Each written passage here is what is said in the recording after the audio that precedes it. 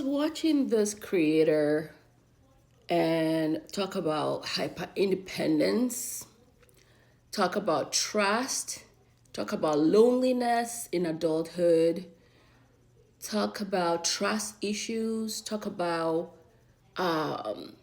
childhood trauma, even with a little highlight on crappy childhood, messy childhood, and losing trust and having to rely solely on yourself and the loneliness that comes on that. For me, though, relying on myself is not like self alone. I that's why I'm so strong in my faith, even though I'm in this world of mental health, being a psychiatric nurse practitioner, and seeing the other side of the practicalities and the tools that sometimes we can utilize on our day to day to alleviate the pain of doing life, doing adulting, however it looks like for you. For me, it looks like being a practitioner, being a professional, as professional as I can be and empathetic as I can be, and also setting those boundaries and working on my people pleasing, setting boundaries without the guilt and the rumination, because I'm in a space where I'm a caregiver. I was a nurse in the ICU for years, in the ER for years, in the hospital for years, outpatient for years, and all you do is give of yourself. And being a mother, having been a wife for over a decade, it's all service, like giving.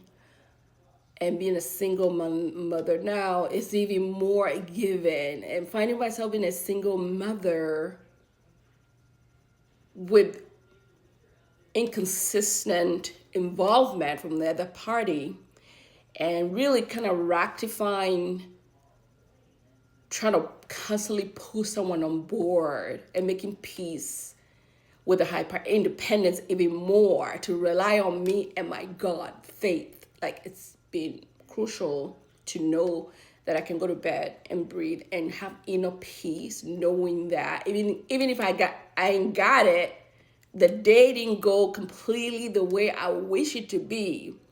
There's a higher power, God, looking out for me, and things do work out. Sometimes they're like last 11th hour. And I've seen that over the course of my 40 something plus years, that relying on that relationship with God truly sets the tone for me to be able to wake up, even if I'm feeling the feelings, to smile through and not spiral and try to draw people, in allowing people to draw to me, however way that looks, and being able to accept that help, support, even if it's minute or big. But that resonated so much with me because growing up, our parents can literally be our first bullies, mother, father, whatever, how it looks like. And from where I come from, bullying children is just the norm there, from anything from physical, corporal punishment, beatings, 12 canes, to silent treatment in kids, abandonment, neglect is very prevalent. Emotional abuse, not to say, verbal abuse, not to say. Like, when I sit here and look at my 5-year version, and globally, how many 5-year-old versions, the girl child or male child, who just want to feel safe and they're not provided that safety, or they don't even have that language or mentality at that young age to know the depth of what was happening to them, and growing up and having that void within you that should have been provided to you by your parents, but weren't, because they themselves didn't have the knowledge or the parental skill to consistently bring that to the child, and how that can leave you feeling a big void of anxiety and the attachment style that comes with that, however you present it, whether you're avoidant, like, oh no, never would I, or you are anxious attached, where you're like, don't leave me, abandon my life. And she's like, if you leave me, I'm gonna collapse. Or the mix of it. And the push and pull that can happen with the other side of, if you're an anxious attached, you're a people pleaser, and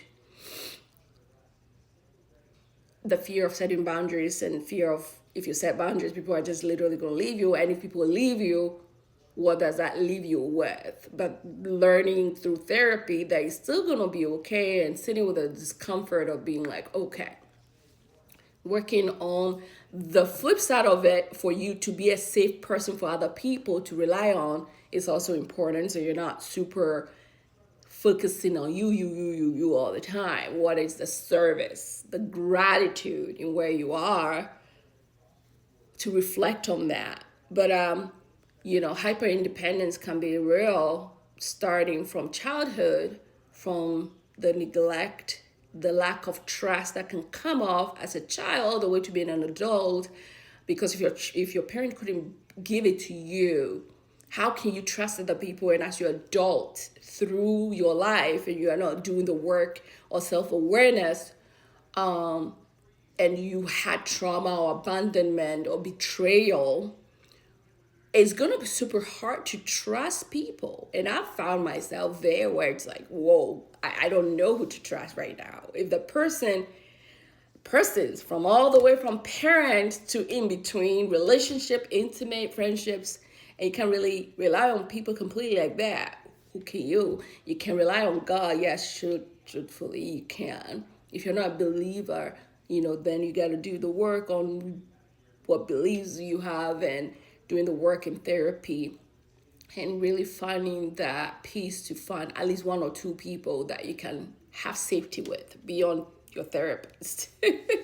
A therapy is great too, but you're going and talking about your problems all over can make you dizzy. So you need other tools in your toolbox beyond therapy. Therapy is not the eat all. You're just talking. You're talking, yes, you're healing, you're doing the work. But if you don't have other tools beyond therapy, when you get out of that therapist room, when you get out of that church too, like church can do the same thing. You can go into church, you spend an hour or two, you're praying, you're doing all the things. But if you're not spending time with yourself to read the Bible, to do the work for you, to give yourself grace, and if you falter, like doing the work of forgiving the people who hurt you, and give yourself grace that sometimes takes years, even sometimes, to reconcile with that, and to not compare yourself to other people who might seem to have gotten over whatever the hurt is quickly, and you are 2-3 years into it, you're still struggling with trying to let go, trying to forgive, trying to meet other people who can fulfill you without feeling like it has to be the way it was or has always been, all the same people. Sometimes you got to know people come into your life for a season, for a reason, and making peace with that, and cultivating in the habit to find newer people and flowing, just like the river. Like rivers flow around obstacles. They go down the valley, they come out. So like the river, the flow of life, you gotta be able to flow. And the flow, giving yourself lots of grace. As I go on, I can go on talking about this.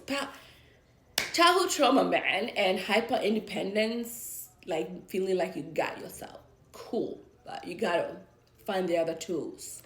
Work on community so you can find that peace beyond belief that people can still be trustworthy. It's there, but you gotta do the work to find it, to find them, to find it, to find them. All right, love you, bye.